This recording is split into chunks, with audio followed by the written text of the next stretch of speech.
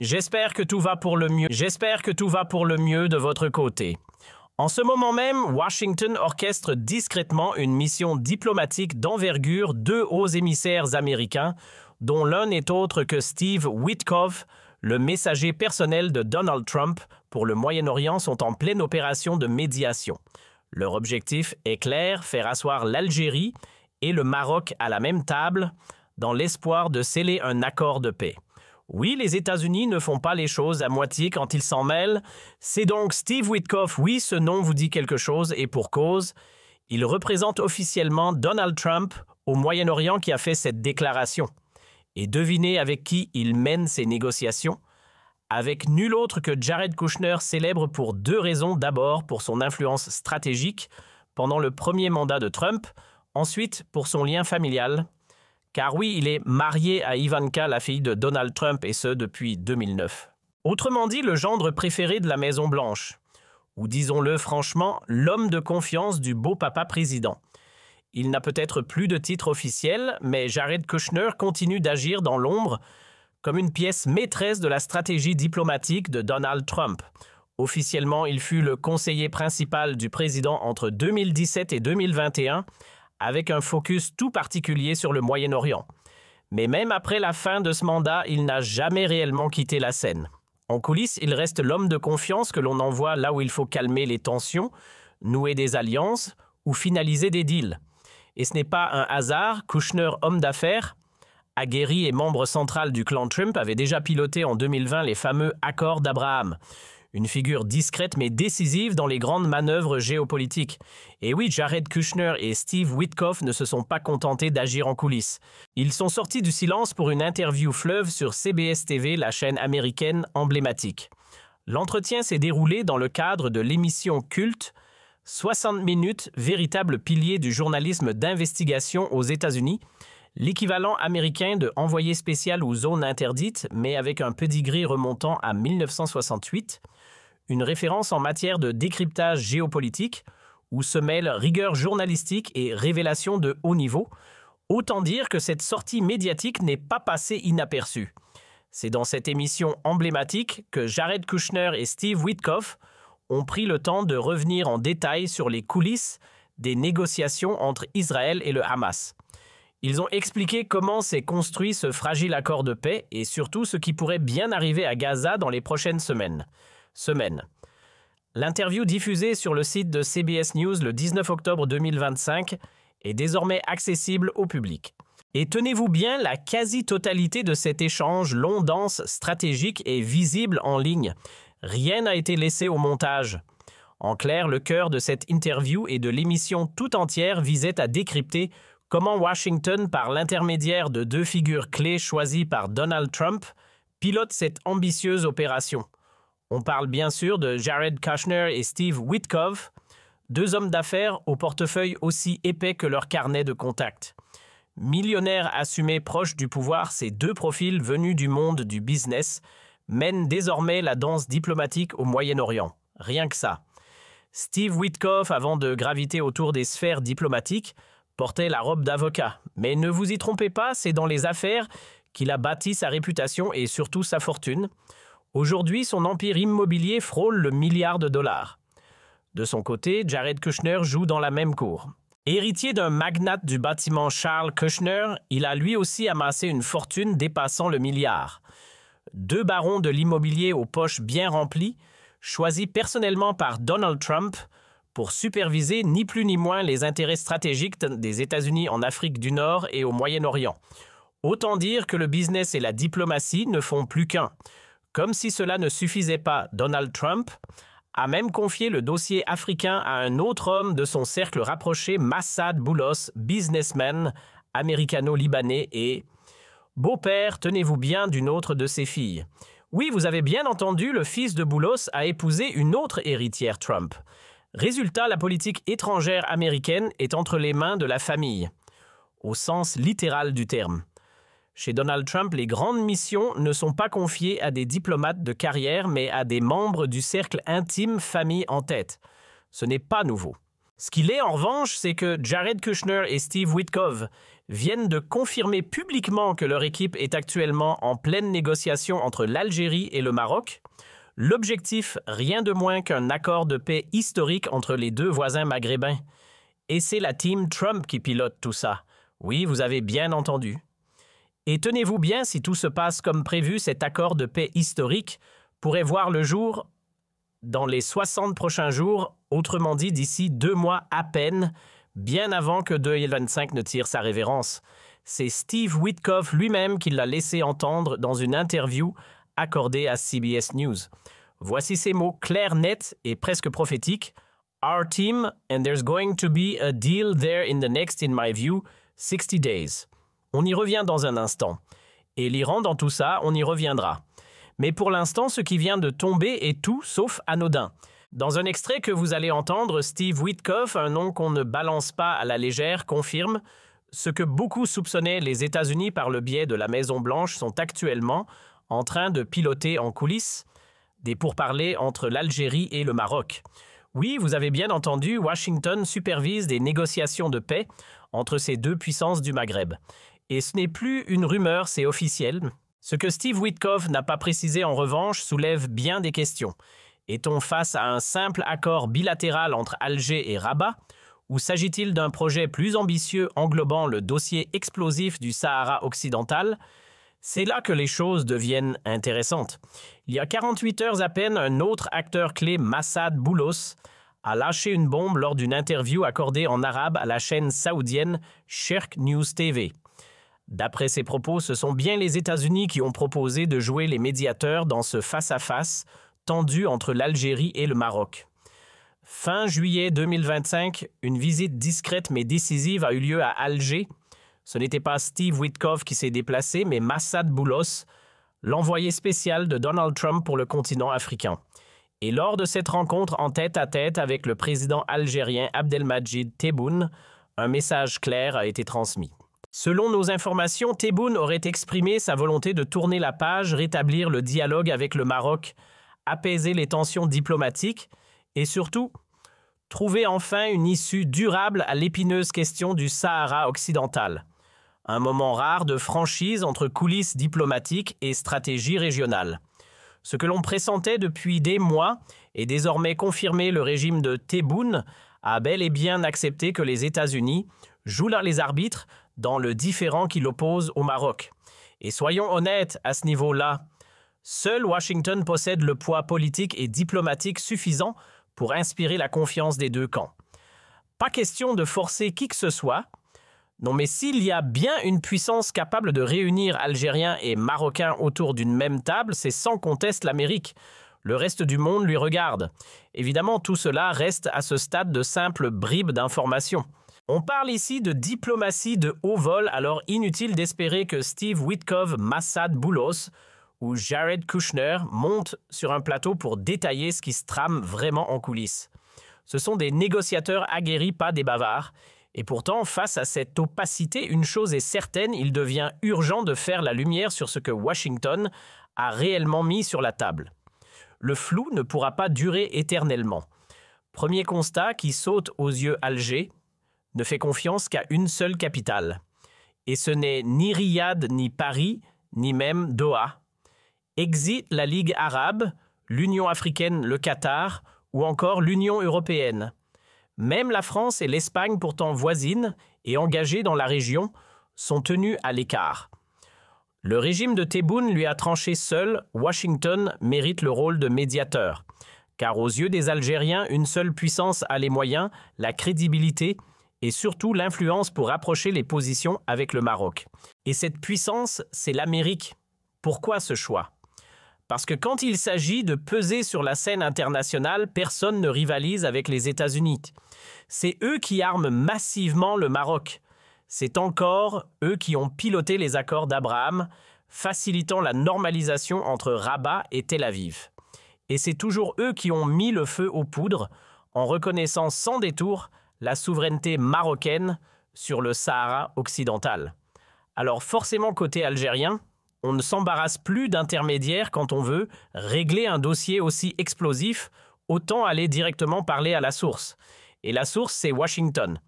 Petit rappel qui a toute son importance, bien avant le retour de Donald Trump sur le devant de la scène, c'est sous l'ère Biden que les Américains avaient déjà tenté un rapprochement stratégique avec Alger.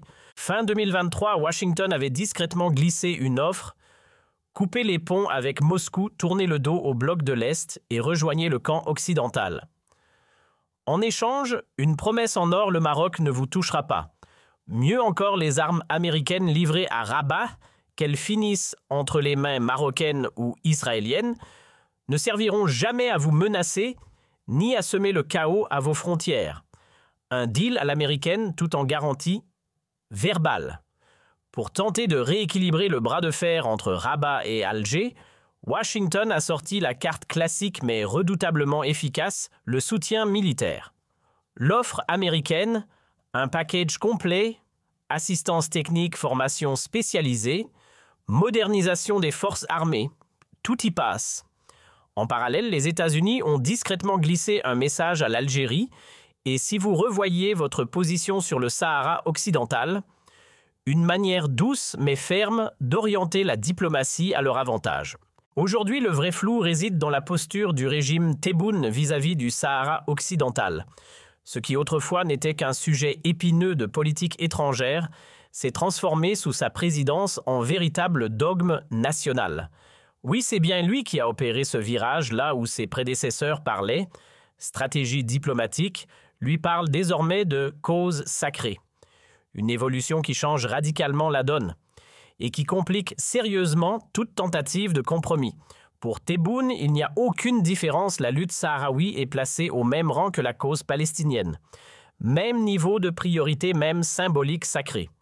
Résultat, du matin au soir sur les chaînes publiques, comme privées dans les discours des partis, et jusque dans les institutions de l'État, on ne parle que du Sahara occidental et bien sûr du Maroc. Encore et encore en boucle. Tebboune en a fait bien plus qu'un dossier géopolitique, c'est devenu son obsession nationale. Alors que la médiation américaine est désormais actée, initiée discrètement fin 2023, mais réellement enclenchée avec le retour de Donald Trump, une question brûle les lèvres, s'agit-il d'un premier pas vers une concession? Le régime de Tebboune, qui depuis 2020 a élevé la question du Sahara occidental au rang de dogme quasi intouchable, serait-il prêt à mettre un genou à terre? Rappelons qu'en 2021, l'Algérie avait rompu toute relation diplomatique avec le Maroc. Et aujourd'hui, après 3 ou 4 ans de posture intransigeante, un changement de ton serait pour le moins spectaculaire. Nous voilà en 2025, 4 ans après l'escalade. Alors une question s'impose, qu'est-ce que le régime de Tebboune est réellement prêt à lâcher? A-t-il enfin accepté de revoir ses certitudes? Ou bien a-t-il simplement pris acte du vent qui tourne à l'échelle internationale? Car désormais, même les grandes puissances de l'Est, oui, y compris la Russie et la Chine, ne plaident plus pour l'indépendance totale du Sahara occidental. La tendance globale aujourd'hui penche clairement vers une solution d'autonomie encadrée. Et l'Algérie, si elle veut rester dans le jeu, va devoir s'adapter. L'Algérie finira-t-elle par dire oui à une autonomie encadrée? Et si oui, selon quelle modalité? Voilà des années 400 au bas mot que je milite pour cette voie, celle du pragmatisme, du bon sens diplomatique. Mais a-t-on seulement été entendu? Rien n'est moins sûr. Aujourd'hui, c'est silence radio côté algérien. Les décideurs gardent leurs cartes bien cachées. Et pendant ce temps, les questions, elles s'empilent, sans la moindre réponse officielle. Ah ça, officiellement, rien n'a bougé, l'hostilité envers le Maroc reste intacte affichée sans la moindre nuance. Toujours le même discours dur, la même ligne inflexible. Mais dès qu'on gratte un peu, dès qu'on jette un œil derrière le rideau diplomatique, surprise, face aux Américains, c'est un tout autre ton. Les positions se nuancent, les mots se radoucissent, et soudain, le régime algérien paraît beaucoup moins catégorique qu'il ne le laisse croire devant les caméras. Dans un monde gouverné par la raison, il serait logique que les autorités algériennes engagent enfin des discussions franches avec le Maroc autour d'une autonomie renforcée. Que les cadres du Polisario et les réfugiés de Tindouf puissent, après tant d'années d'attente, rentrer sur leur sol, retrouver leur terre d'origine, le Sahara occidental. Et là-bas, non pas en marge, mais pleinement intégrés à la vie publique, ils pourraient contribuer à bâtir une région autonome stable et politiquement inclusive. rentrer chez soi pour reconstruire ensemble un avenir. Mais soyons honnêtes, est-ce seulement réaliste? Le terrain est miné au sens propre comme au figuré. Le Polisario ne se résume pas à un mouvement politique, c'est aussi une milice armée structurée prête à tout. Et sur place, la réalité est encore plus complexe. Plus de 100 000 réfugiés s'entassent toujours dans les camps de Tindouf. Autant dire que le retour à la paix ne se fera ni en un jour, ni sans douleur. Mais concrètement, on fait comment ils rentrent? Où exactement? Dans quelle ville? Quel territoire? Et le Polisario, on le désarme ou on lui laisse ses kalachnikovs? Est-ce qu'ils vont pouvoir s'insérer dans le jeu politique local, intégrer les forces de sécurité? Et puis surtout, à quoi ressemblera cet éventuel Sahara occidental autonome dont on nous parle? Parce qu'aujourd'hui, il faut le dire franchement, sur le papier, c'est une province du Maroc. Sur le terrain, c'est aussi une province du sud marocain. Imaginer autre chose pour l'instant relève presque de la fiction. Parlons franchement, sur le terrain, l'autonomie n'existe que sur le papier. Certes, on parle de régionalisation de gestion locale, mais une véritable autonomie avec un pouvoir réel. Ça, on ne la voit nulle part. Alors concrètement, comment ça pourrait fonctionner? Mystère total. À moins qu'on ne ressorte cette vieille idée, jamais enterrée, jamais adoptée, celle du partage du territoire. Une hypothèse qui traîne depuis 2 ans, mais que ni Rabat ni le Polisario ne semblent prêts à avaler. Et pour cause, chacun campe fermement sur ses positions. Alors quoi, on leur filerait 20% du territoire, un petit couloir vers la mer, et hop, un nouvel État estampillé Sahara occidental verrait le jour. Sauf que ce mini-pays n'aurait rien à voir avec ce que revendique le Polisario depuis des décennies. Car eux parlent d'un Sahara complet, celui de l'ancienne colonie espagnole, celui que le Maroc a récupéré. Certains vont même plus loin, pourquoi ne pas imaginer une entité qui occuperait environ 30% du territoire actuel avec un bout de côte, un accès stratégique par Guerguerat, le fameux point de passage. Mais honnêtement, est-ce qu'un tel scénario tient debout? Honnêtement, ça sent l'impasse. Ni Washington, ni Pékin, ni Moscou, ni aucune autre grande puissance d'ailleurs ne semble prête à apposer leur tampon sur la création d'un mini-État coincé entre l'Algérie et le Maroc. Trop instable, trop complexe, trop risqué. Alors au moins qu'on joue carte sur table.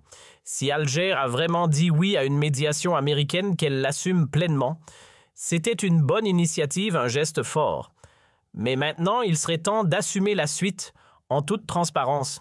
Soyons clairs, à un moment ou un autre, il faudra bien s'asseoir et parler. Trouver un terrain d'entente avec le Maroc, car ni l'Algérie ni le Maroc ne vont plier bagages et changer de continent. Ils sont voisins pour toujours, que ça plaise ou non. Un conflit ouvert entre les deux serait un désastre absolu. Une guerre. Ce serait un cauchemar, pire que la Syrie, pire que le drame entre l'Azerbaïdjan et l'Arménie. Et aucune puissance régionale, aucun acteur international sérieux ne peut, ni ne doit laisser une telle catastrophe se produire. Ce serait une folie géopolitique. On ne parle pas ici de 2 petits États isolés. L'Algérie et le Maroc sont des poids lourds du Maghreb et démographiquement, leur influence est loin d'être négligeable. Surtout quand on réalise une chose, ils sont aux portes même de l'Europe, juste en face de l'Occident. Une guerre entre ces 2 puissances, ce serait une onde de choc, crise migratoire massive, déstabilisation sécuritaire, prolifération de groupes armés profitant du chaos. Le scénario est tout simplement apocalyptique. Et c'est pour ça que ni Washington, ni Bruxelles, ni Moscou, ni Pékin, personne de sérieux ne peut se permettre de laisser cette poudrière exploser. Des concessions. Oui, il en faudra, et vite. La vraie question, celle que tout le monde évite de poser trop fort, c'est qui va plier en premier, l'Algérie ou bien le Polisario? Parce que jusqu'ici, soyons honnêtes, le vent souffle clairement dans une seule direction. Regardez 3 membres permanents du Conseil de sécurité, rien que ça, la France, les États-Unis et le Royaume-Uni ont déjà levé la main pour soutenir la proposition marocaine d'autonomie. Ils l'ont validée, estampillée, presque encadrée. Pas d'indépendance, c'est clair et net. Et même Moscou, souvent présenté comme le trublion de l'Occident, joue la carte de la prudence. Si tout le monde signe pour l'autonomie, alors la Russie aussi apposera son paraphe. Autant dire que le Polisario est en train de se retrouver bien seul à la table. Les Russes, eux, n'ont pas brandi le drapeau rouge, aucun veto, aucun cri d'indignation, pas même un murmure en faveur d'un référendum ou de l'indépendance. Leur position est limpide si tous les acteurs tombent d'accord sur l'autonomie, alors Moscou n'y voit aucun inconvénient. Et la Chine, dans tout ça, silence radio pour l'instant. Mais entre nous, vu la tournure que prennent ses liens stratégiques avec Rabat ces 5 dernières années, il ne serait pas surprenant qu'elle emboîte le pas à la Russie. En clair, si le consensus autour de l'autonomie devient réalité, Pékin pourrait bien lever le pouce elle aussi. Aujourd'hui, l'idée d'un Sahara occidental indépendant a sérieusement perdu de sa superbe. Elle n'a plus vraiment la cote et pour être franc, elle est devenue presque impossible à défendre. Mais alors que va réclamer Alger en échange d'un feu vert pour l'autonomie, c'est là que ça se brouille. Aucune info claire, juste un grand flou diplomatique, à moins que l'enthousiasme débordant des Américains ait changé la donne. Mais franchement, vous imaginez Tebboune jouer au poker menteur avec la Maison-Blanche, leur promettre une main tendue pour solder le conflit et au moment décisif, leur balancer « Ah non, sans indépendance, on remballe tout ». Ce serait suicidaire. Washington n'ouvrira jamais la porte à des négociations fondées sur une indépendance du Sahara occidental. Pour l'administration américaine, ce territoire est tout simplement marocain, point final. Ce qu'ils sont prêts à discuter, c'est une formule d'autonomie. Pas plus, pas moins. Et voilà qu'une voix officielle de la Maison-Blanche s'exprime à nouveau. Après Massad Bouros, c'est un second émissaire américain qui confirme noir sur blanc l'existence d'une médiation. Mais ce n'est pas tout, il lâche une info capitale, une échéance précise. Selon lui, un accord de paix entre l'Algérie et le Maroc pourrait voir le jour d'ici 2 mois. Oui, 60 jours, pas plus. On ne demande pas la lune, juste que tout cela soit enfin réel. Que le pouvoir algérien cesse de fuir ses responsabilités et ose pour une fois se remettre en question. Et que du côté marocain, les belles paroles ne soient pas qu'une façade, mais traduite en actions concrètes. Car cette fameuse autonomie, si elle doit exister, il est grand temps de la matérialiser. Mais alors, comment faire? Qui revient, qui reste? Est-ce que les réfugiés de Tindouf retrouveront leur terre d'origine? Et les armes seront-elles rangées une bonne fois pour toutes? Qui pourra participer à la vie politique locale? Aura-t-on une vraie force de sécurité intégrée? Le Sahara occidental, c'est quoi demain? Quelle forme prendra cette autonomie qu'on nous vend comme solution miracle? Il est temps de lever le voile. Nous allons nous y atteler, chercher, creuser et, si possible, obtenir enfin